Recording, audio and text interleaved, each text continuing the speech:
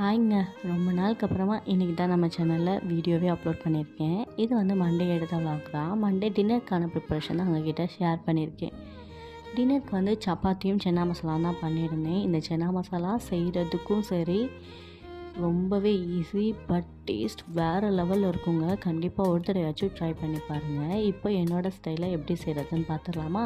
ஒரு சின்ன மிக்ஸி ஜாரில் 4 மீடியம் சைஸ் வெங்காயத்தை நறுக்கி சேர்த்துக்கோங்க. அது கூடவே 1 டேபிள் ஸ்பூன் அளவுக்கு சோம்பு, 1 டேபிள் ஸ்பூன் அளவுக்கு சீரகம், 2 துண்டு பட்டை, 4 கிராம்பு, 2 ஏலக்காய் சேர்த்து நல்லா மைய அரைச்சி தனியாக எடுத்து வச்சுருங்க.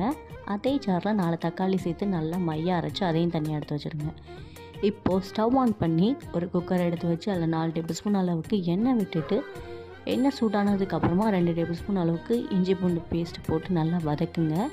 உங்கள் காரத்துக்கு ஏற்ப நீங்கள் வந்து மிளகாய் வந்து சேர்த்துக்கோங்க. நான் இன்றைக்கி ஒரே ஒரு துண்டு தான் மிளகாய் சேர்த்துருந்தேன். இது 2 நல்லா வதங்கினதுக்கப்புறமா 1 டேபிள் ஸ்பூன் அளவுக்கு நார்மல் மிளகாய்த்தூள், 2 டேபிள் ஸ்பூன் அளவுக்கு காஷ்மீரி மிளகாய்த்தூள் கலருக்காண்டி சேர்த்துருந்தேன்.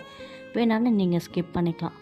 2ஐயும் நல்லா வதங்கினதுக்கப்புறமா ஆல்ரெடி அரைச்சி வச்சுருந்த அந்த வெங்காய பேஸ்ட்டும் அது கூட உப்பு சேர்த்து நல்லா வதக்கி விடுங்க. வெங்காயம் குக்காய் எண்ணெய் பிரிஞ்சு வரும். அந்த ஸ்டேஜில் 2 டேபிள் ஸ்பூன் அளவுக்கு மல்லித்தூள், 1 டேபிள் ஸ்பூன் அளவுக்கு கரம் மசாலா சேர்த்து மறுபடியும் நல்லா வதக்கி விடுங்க. அது கூடவே 4 மீடியம் சைஸ் தக்காளி அரைச்சி வச்சுருந்தோம்ல, அதையும் சேர்த்து நல்லா வதக்குங்க. இது எல்லாத்தையுமே ஒவ்வொரு ஸ்டேஜ் படி தான் நீங்கள் போடணும். அப்போ தான் டேஸ்ட் வந்து எக்ஸாக்டாக எனக்கு கிடைச்ச மாதிரியே உங்களுக்கும் கிடைக்கும். ஓவர் நைட் வந்து நான் வந்து சுண்டல் ஊற வச்சுருந்தேன். நீங்கள் கருப்பு சுண்டல் கூட எடுத்துக்கலாம். நான் இன்றைக்கி வந்து வெள்ளை சுண்டல் தான் பண்ணியிருந்தேன். அந்த சுண்டலை சேர்த்து ஒரு 2 நிமிஷம் மசாலா கூட பெரட்டி குக் பண்ண விடுங்க. அதுக்கப்புறம் சுண்டல் மூழ்கிற அளவு தண்ணி விட்டுட்டு ஒரு 5 விசில் விட்டு எடுத்திங்கன்னா என்னோடய ஸ்டைலில் சன்னா மசாலா ரெடி. கடைசியாக ஓப்பன் பண்ணி மேலே மல்லித்தூளை மட்டும் தூவி சர்வ் பண்ணி பாருங்கள். உங்களுக்கு அப்படி பாராட்டு மழை தான் கிடைக்கும். கண்டிப்பாக ஒரு தடவையாச்சும் ட்ரை பண்ணி பாருங்கள். இது சப்பாத்திக்கு மட்டும் இல்லை, ஒயிட் ரைஸ், கீ ரைஸ் எல்லாத்துக்குமே சூட்டபிள் ஆகும். ரொம்பவே சூப்பராக இருக்கும். செய்கிறதுக்கும் சிம்பிள் தான். செஞ்சு பார்த்துட்டு எப்படி வந்துச்சு அப்படின்றத மறக்காமல் என் கூட கமெண்ட்ஸாக ஷேர் பண்ணிக்கோங்க.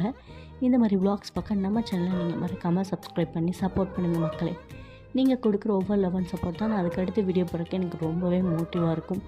ப்ளீஸ் அதனால் உங்கள் சப்போர்ட்டை நம்ம யூடியூப் சேனல் கொடுத்து மறக்காமல் சப்போர்ட் பண்ணுங்கள். இன்னி ஒரு சூப்பரான விலாகில் பார்க்குறேன். அது வரைக்கும் பாய்.